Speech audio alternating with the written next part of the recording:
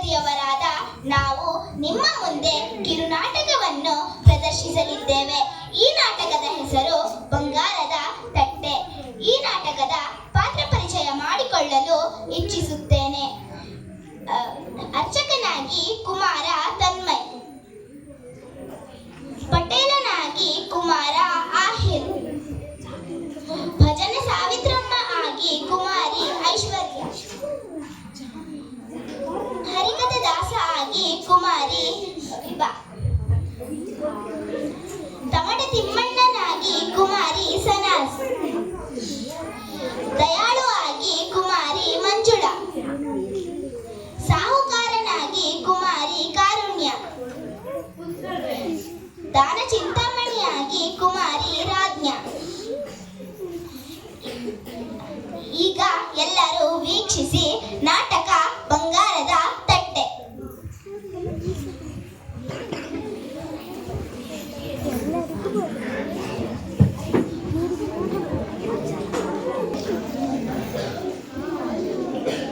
ದೃಶ್ಯ 1. ಅರ್ಚಕರು ಗುಡಿಯಲ್ಲಿ ಬಂಗಾರದ ತಟ್ಟೆಯನ್ನು ನೋಡಿ ಪಟೇಲರ ಮನೆಗೆ ಓಡೋಡಿ ಬರುತ್ತಾರೆ.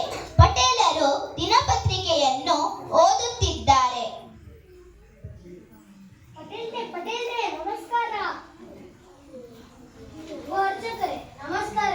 ಏನು ಇಷ್ಟು ಬೇಗ ಬಂದಿದ್ದೀರಿ? ಏನು ವಿಶೇಷ?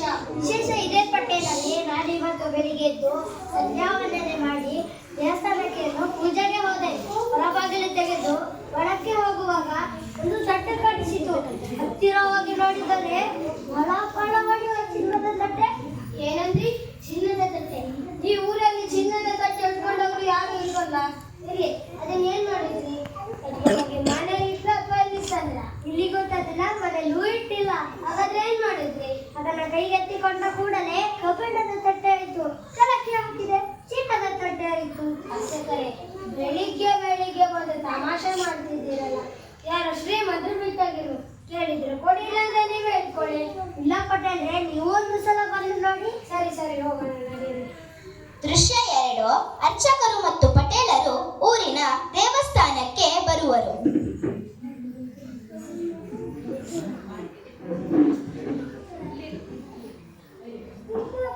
ಅರ್ಚಕರೇ, ತಟ್ಟೆಯಲ್ಲಿ ಹಾಗೋ ಅಲ್ಲಿ.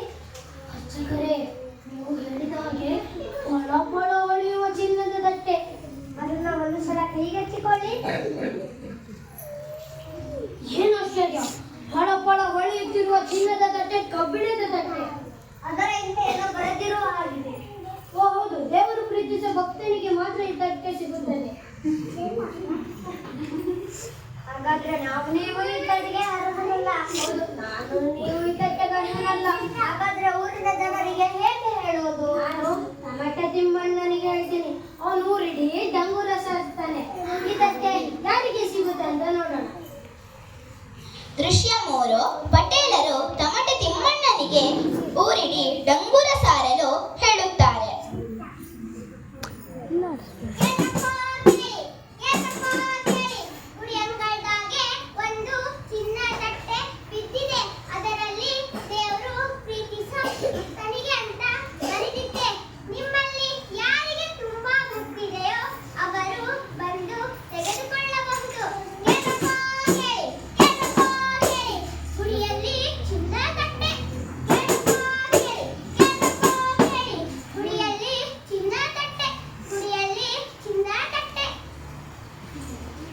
ದೃಶ್ಯ 4. ಡಂಗೂರವನ್ನು ಕೇಳಿ ಊರಿನ ಜನರು ಒಬ್ಬೊಬ್ಬರಾಗಿ ದೇವಸ್ಥಾನಕ್ಕೆ ಬರುವರು.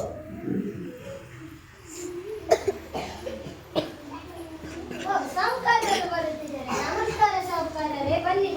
ನಮಸ್ಕಾರ ಪಟೇಲರೇ. ಸಾಹುಕಾರರೇ, ಈ ದೇವಸ್ಥಾನ ಕಟ್ಟಿಸಿದವರು ನೀವೇ. ನಿಮಗೆ ದೇವರ ಮೇಲೆ ತುಂಬಾ ಭಕ್ತಿ ಇರಬಹುದು. ಈ ತಟ್ಟೆನ ನೀವೇ ತಗೊಳ್ಳಿ. ಎಲ್ಲಾ ಶಿವನ ಇಚ್ಛೆ. ಎಲ್ಲಿಗೆ ತಟ್ಟೆ? ಅಲ್ಲಿಗೆ.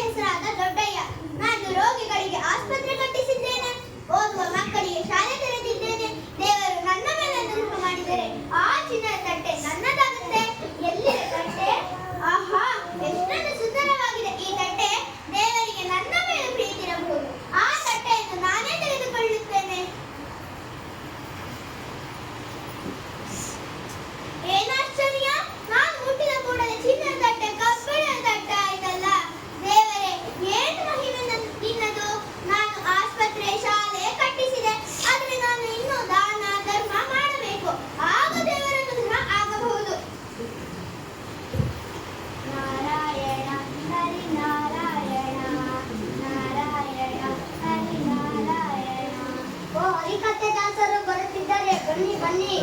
ವಾರಕ್ಕೆ 3-4 ಸಲ ಹರಿಕಥೆ ಮಾಡುತ್ತೀರಾ. ನಿಮಗೆ ದೇವರ ಅನುಗ್ರಹ ಇರಬಹುದು. ಹೌದು, ನಾನು ಹರಿನಾಮ ಸ್ಮರಣೆ ತಪ್ಪಿಸಿದ್ದೇ ಇಲ್ಲ. 20 ಲಕ್ಷಕ್ಕೂ ಹೆಚ್ಚು ಬಾರಿ ರಾಮನಾಮ ಬರೆದಿದ್ದೇನೆ. ನನಗೆ ತುಂಬಾ ಭಕ್ತಿ ಇದೆ. ದೇವರ ಅನುಗ್ರಹ ನನ್ನ ಮೇಲೆ ಇರಬೇಕು. ಎಲ್ಲಿದೆ ತಂದೆ?